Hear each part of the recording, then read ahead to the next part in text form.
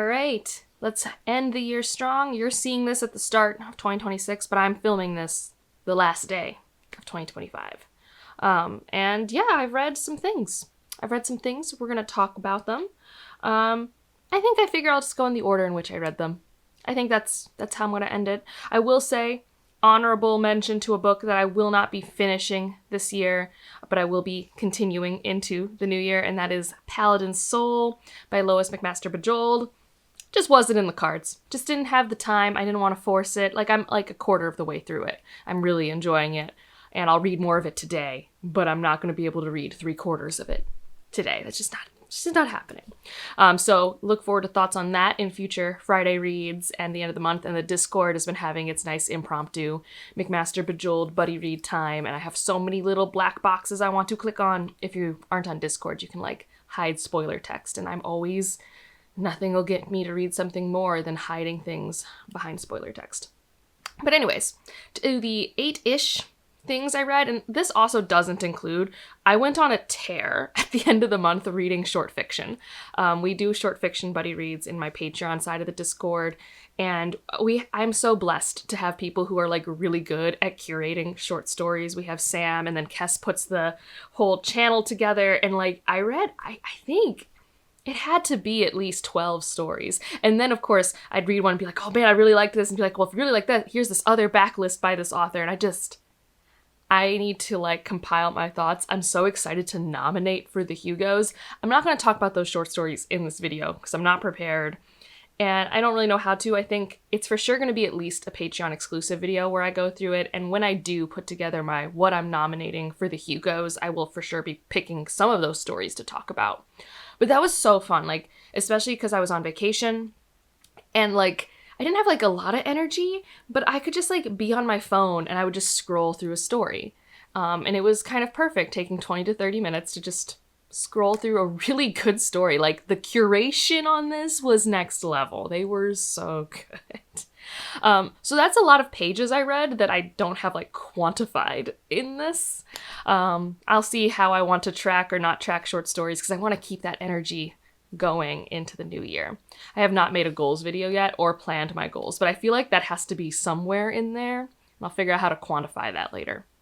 But the actual books that I have marked in my story graph, we'll start with Absolution by Jeff Vandermeer, and I have recently heard that there's more, and I'm done. I'm out. I can't keep doing this.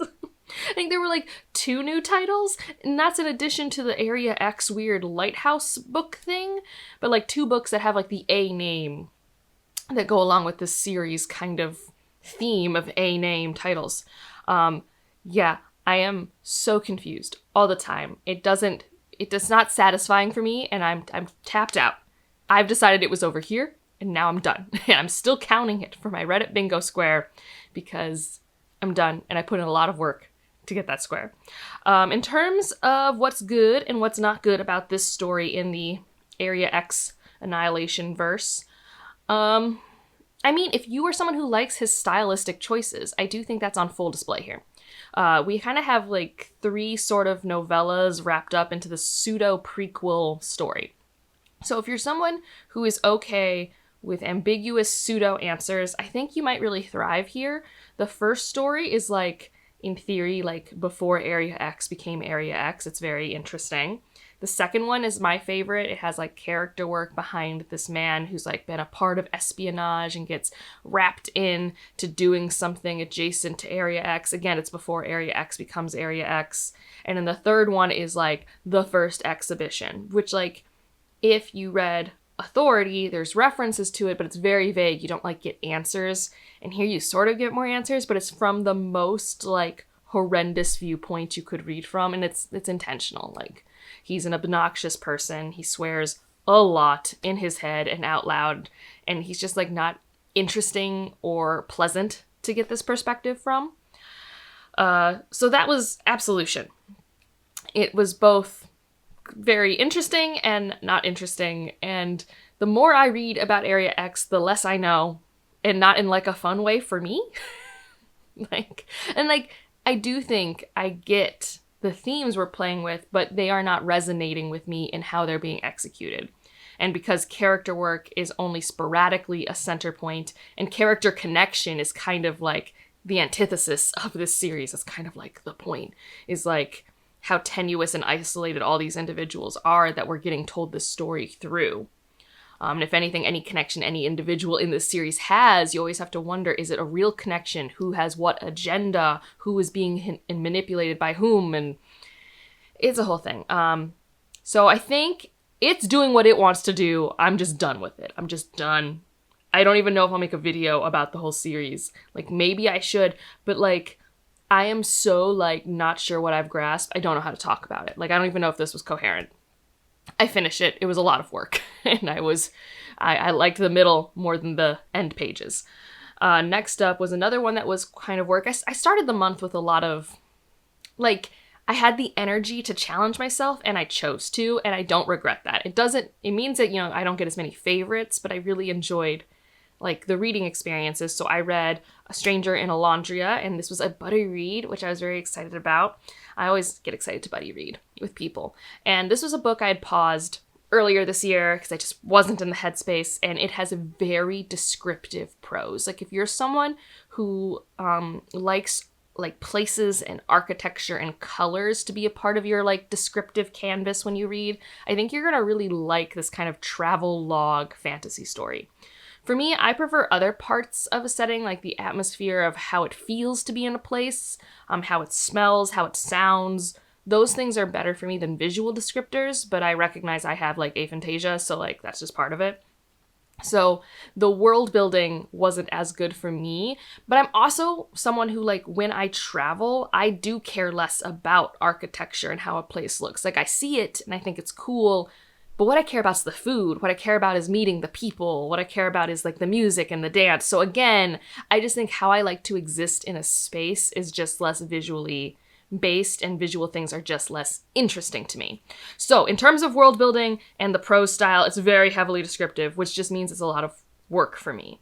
And I think I really like the thematic project of this work. We have Javek, who is from an island, and he is a merchant's son, so he's higher up in like the class system of where he's from, but he's a very small fish when he goes to the big pond of Alondria. And there is this supernatural element to it. On the land of Alondria, there are people who can interact with spirits or angels or whatever, and there's this like political tension around that. Who is controlling knowledge? Should knowledge be written or only oral? The religious tensions are very heightened, and he ends up accidentally in the middle of it, not in like a large way, but in a way where he gets in trouble with forces outside of his control, because he starts to be haunted by the angel or ghost of someone from his land. And it's sometimes fever dreamy, sometimes beautiful, because you get these stories from different places, and I liked the stories. Like, that was the world building I liked. These little stories within the story really helped me thematically build out this world, and I really did like where the story ended up. I thought it was very beautiful. I don't think it was always engaging for me, and like I said, the prose work was sometimes hard for me, but I'm glad I pushed through and read it because I do think there was a lot of value in the reading experience. And I'm excited to finish off the duology. It's with, I think, The Winged Histories or something like that. I have the other book. All right, the next one was read because of a book club, and the book club discussion was so good, guys. It was so good. And I mean, that paired with the fact that I enjoyed this more than I anticipated. Meetup Alley, which... things that I learned that was very interesting to me is, like, right after I finished reading it, someone had brought up that this was adapted as a movie, but set in, I believe, Mexico City. And so this is by an Egyptian author, and it's about the middle 20th century Cairo, like end of World War II Cairo. And in my head, I'm like, I guess I can see how, like, the stories of the people, those are classic, timeless, you can put them anywhere. Because what this is at its core is a story about a street, and the people who live on the streets and the dramas of their life, big and small. And like, those stories themselves can be picked up and put almost anywhere in time and space, because people are people. Now, things that I thought were very special about the book that I don't think can be translated to another location places. I personally really loved getting to explore Cairo. Specifically, the way that descriptions were used here, it felt like a play. Like I thought I was watching an Alfred Hitchcock movie or something like Rear Window, where you just have the street and then you keep seeing different parts of it and the interconnectivity. And this community, I thought was just so vibrant. I loved learning more about these people's relationship with their religion, how much of it was just, something they do because everyone does it, how much of it was actual faith, hopes and dreams, loyalties, the class system, what it was like to be in Egypt at the end of World War II. Like, World War II was a thing for them, but it wasn't as big of a thing as if you're in France, right? And that was really interesting, how it affected the economy, how the average person talked about it, thought about it, how politics worked. Like, all of those things felt very much like, well, I'm going to for sure lose that in a movie adaptation in Mexico City. And I thought it was impressive that this work was just so strong in both aspects, in terms of, like, I got to experience and be welcomed into a place that I've never been before, that I've never experienced before, but also with people who felt like people I could meet because it was so grounded in human emotions. So I really enjoyed it. And that fact that it was like a play, like I could literally see the play. Like, I'm not a director, I'm not a playwright, but like I could imagine myself in an auditorium watching this book be a play. It just felt like that, and that's some of my favorite things. Like, you even have like characters that you're almost like, are you even a real person? Are you a character? Are you just like the comic relief, like Puck from Shakespeare or something? It just felt so cozy in that aspect, even though there are tragic things that happen.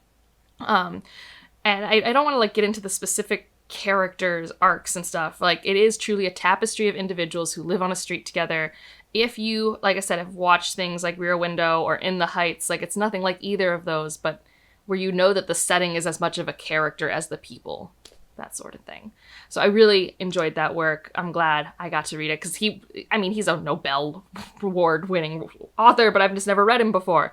So that was just also cool. Next up, I read the 3 Ali Hazelwood novellas. I'll just go over them individually, because, like, they are connected-ish in, like, a pseudo-trilogy, and you can buy a bind-up. And it was fun reading these back-to-back-to-back for me. But they all are distinct romance stories. So Under One Roof is the first one. It's about, let's see, I can't remember. She's, I believe, in environmental engineering sort of thing. She moves into this house that was left to her by her PI. Okay, that seems weird. But she doesn't know that, like, the nephew of this PI still lives in the house and owns it, and he's a big deal lawyer for a law firm that's, like, anti-environment, and they have this, like, animosity because he wants to buy her out and she refuses because it's, like, the only place she can afford to live, I guess. I don't know. The conceit of how this happens is, like, classic contemporary romance, like, I'm hand-waving this here. I thought it was nice. Like, it was engaging. I think that's the thing about all of these, is like, I found it was engaging. It was definitely like just like a faster version of some of her earlier contemporary works. I think it was a little at times too much. Man, this female character really doesn't realize how much he likes her. Like, that's kind of sometimes like a common trope in a lot of contemporary romances. Like, they're just so blind to the fact that he likes her. But I actually really liked how their relationship kind of progressed into friendship and companionship, how they would watch TV together and cook together, and like how we get the kind of montage of that before the payoff at the end. So, a thing that all these stories do, that they do kind of like, this is where we're getting to, and then start in the past and move our way up. Like, she always has like a prologue for all of these that are kind of like, okay, this is what you're trying to work towards as you read the story. So I thought that one was cute. I think also potentially the male love interest is demisexual or asexual. It's not like completely explicitly written, but if you're ever looking for that type of representation, like, he's not the main character. But I thought that was really interesting just because I hadn't read that before. I think she's on record for a lot of her female characters being demisexual, but I think this was the first time I noticed a male character. Next one was Stuck With You. This one was interesting. So it's dual timeline. one timeline, she's stuck in an elevator with this person, and you're just like, well, obviously something happened here, because you are freaking out about being stuck in an elevator with this person. And it's a classic Allie Hazelwood thing where all of these men are just like very overly tall and large and take up a lot of space, etc. So if you're really done with Allie Hazelwood tropes, like, I wouldn't, this is not going to help you. And they met they had like basically this clandestine meeting one day over a very mediocre croissant, and had a really strong chemistry and date. And then she finds out his business poached one of their clients, and now she assumes that that's the only reason he was with her. And of course they don't communicate. And so now they're in this elevator, and he thinks she's mad at him for a completely different reason. This was the spiciest of the three. Still not the spiciest Allie Hazelwood, but like of the three of these, this was the spiciest. And then the last one was Below Zero. And I guess the connecting tissue for all three of these stories is these three women are best friends from grad school. And so you kind of see the other women in the background in like Zoom calls or something like that. Below Zero, this woman is working for NASA. And this is probably the most like plot heavy, high stakes one, because she's like trapped in like the Arctic. She like falls through a crevice, and like the love interest in like the prologue is coming to save her. And you're like, so wait, why aren't they like, why aren't they on good terms? Well, she has commitment issues, and also this was the one that's closest to like classic Allie Hazelwood old contemporary romance, where it's like, oh, there's an actual like bad guy, and there is like a bad guy in this story, like a person who was just like incompetent and risking people's lives. So yeah, this was one where the main female love interest had to like work through commitment issues. She had the most unique voice. I feel like the other two women, I could have like interchanged them. The difference is maybe like who likes broccoli more or something. But like this one, I think her name's like Hannah. She was the most unique in terms of personality tone. So these were fun. They're just fun. That's all. They were just very easy to read and were engaging. My best read of the month was hands down We Will Rise Again. This is an anthology, an essay, an interview collection edited by Karen Lord, Anna Louise Newitz, and Malka Older. I've talked about it a lot this month because it's so good. And I think it's actually influenced me to like start putting together a specific sci-fi recommendation video of like hopeful, realistic science fiction. Maybe Solar Punk's the name for it. I'm unsure. I'm working on it. It's definitely something I really enjoy. We Will Rise Again is just so cathartic and timely. If you feel like you're a person who is so exhausted and fatigued by what is happening in the world, but you don't want to stop trying to figure out how to be a participant, like how do you participate in a meaningful way in things that seem so large and seem so hard to fight against, especially with fatigue. Like if that is something that is resonating with you right now, there are so many worthwhile stories in here. The curation is immaculate. A lot of these authors I've read from before. There's an essay that is from the past that I've never read by Jemison, where she talks about Janelle Monáe. T. Kingfisher writes about gardening. Like there'll be new voices for you, and it's global. It's a very global anthology. And it didn't outstay its welcome because you would have the interviews and the essays, and they're all pretty short, they're not super long, that I'll help you contextualize the short stories. One of the short stories, the first one in the collection, I believe, it's basically completely inspired by what's been happening in Ukraine. And you have a character who is having a sweater reknit into a new color, and it's about how you help each other, but also how it's so hard to pick your battles.